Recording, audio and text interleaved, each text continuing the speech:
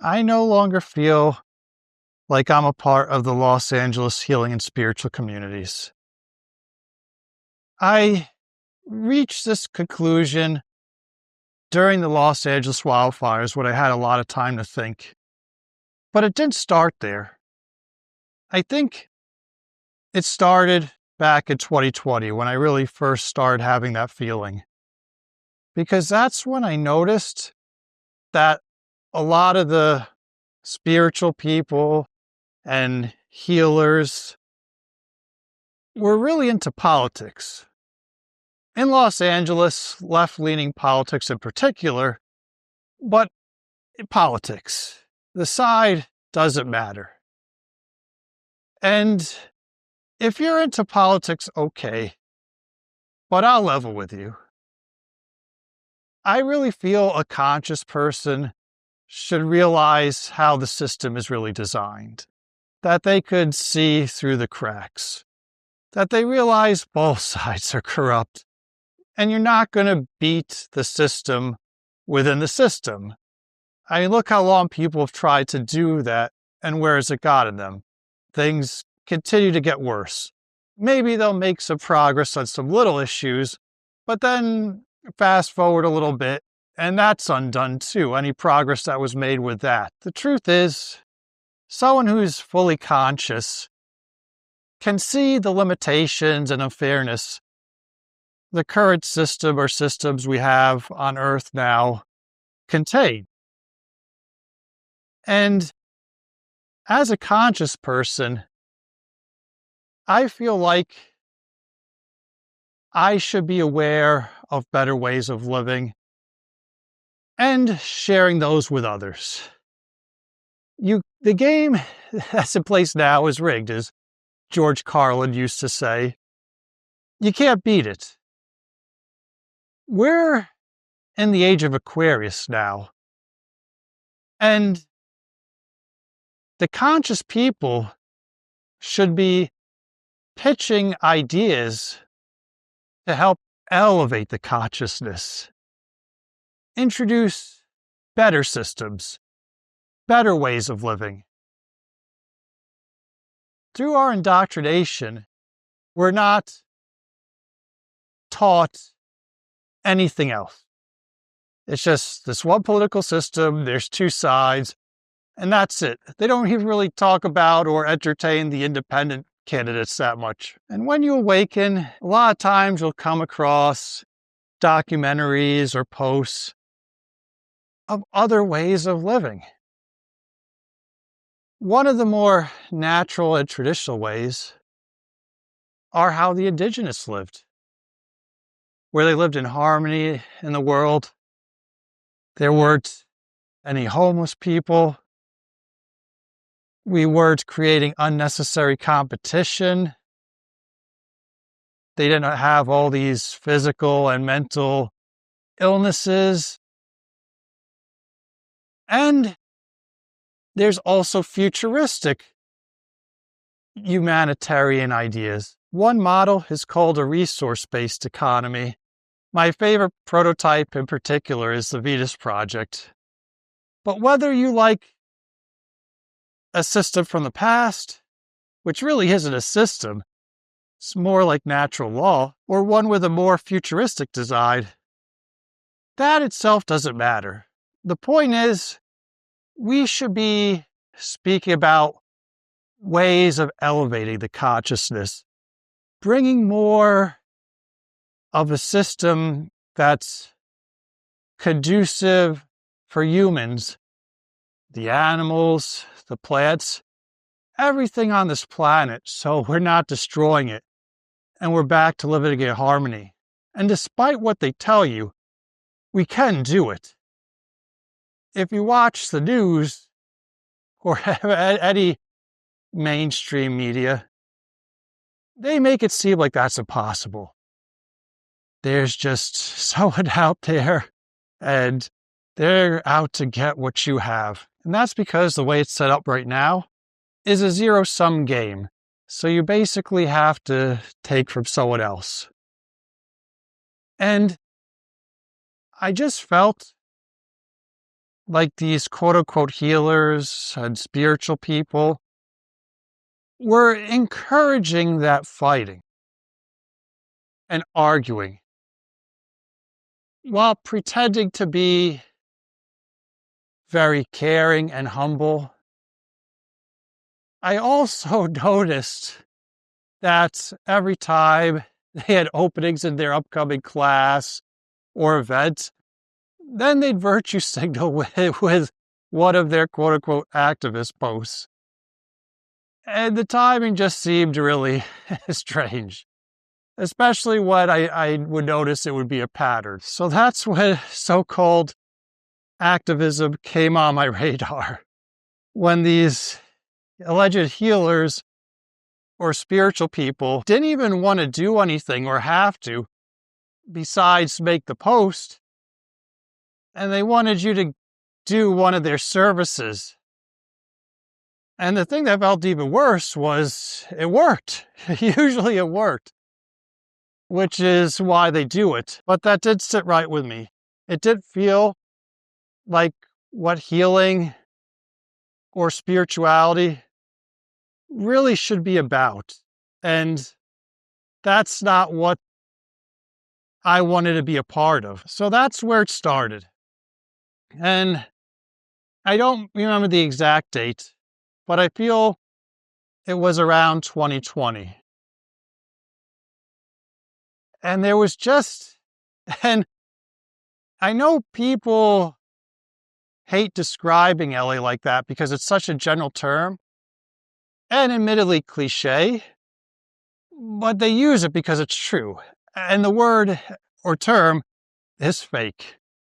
Los Angeles can feel very fake, and a lot of the people in it. That's not to say all of them, but a lot. And things like that would continue over the years. But the culmination happened during the Los Angeles wildfires. During that period, I had a lot of time to think and observe. And I noticed a bunch of things. There was a lot of fakeness. And don't get me wrong.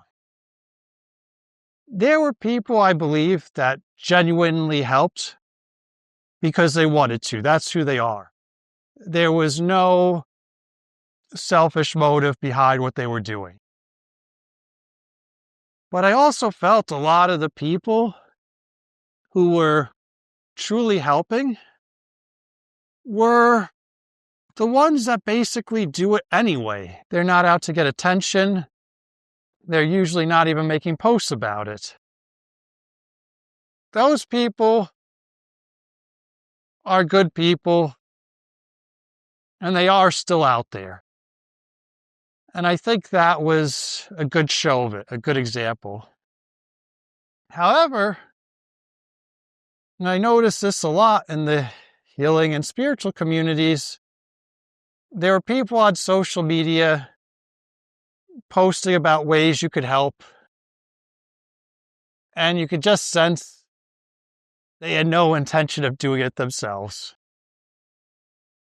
They'd either share a post about where you could donate or volunteer your time. But oddly enough, even though they took the time to make a post with all that great information, you would never see a follow-up post of what they donated or a picture of them volunteering their services. And that did feel right, especially because that's one of the traits of narcissism, is working on your fake public image and getting supply through praise, especially when it's not earned. And that just fuels them. And I've noticed as I awaken and do the healing work on myself, and you might have experienced this too, I see and sense things more clearly. I've gotten a lot better at being able to tell when someone's faking or when someone truly means something. Another thing that did feel quite right were these heartfelt articles that were coming out about how the community was coming together. And I felt they were fake heartfelt articles about how the community was coming together. Because usually the next one, or on a different side of the screen, you could see another article about how some of the neighborhoods that were evacuated had to be closed off because looters were stealing items from the houses that were burned down or abandoned. And it annoyed me because they did that during the pandemic, about just made articles about, again, how the community was coming together, but I felt it was the opposite. Yeah, they were coming together when they did what the mainstream narrative wanted people to do, which back then was stay home. But really, more divisiveness was being created. And in the meantime, crime was actually going up, and there were all sorts of problems that were arising. If the community was really coming together, problems would be getting solved. Strife wouldn't be proliferating, which it was, especially at that time. Things were a real mess. So much so, you could argue that we haven't even really fully recovered from it. So I definitely picked up on some good old LA fakeness there as well. And like with the COVID lockdowns, the quote-unquote coming together was short-lived. People did help during the LA wildfires, and that, of course, is great. Helping someone when there's an emergency situation going on.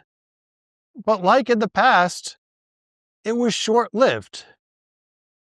A true gesture of coming together would be learning something from the situation and then staying together. But people don't do that. Things just go right back to however they were. So I admit that was also irritating to see when you know what's really going on behind everything. Another thing, I saw a bunch of the healers supposedly do a lot of contemplating. Then they decided the best way to help would be to offer their healing services for free for people who were affected by the wildfires. And that sounds great on the surface, right? I mean, offering free services to people whose lives were devastated, you can't fault that. But when you take a step back and really stop to think about it, here was the problem I was seeing that. The people that had to evacuate, especially if their homes were destroyed, had to find and deal with short-term living arrangements, which were very scarce at the time because a lot of the places were getting booked up. On top of that, a lot of these people had families too.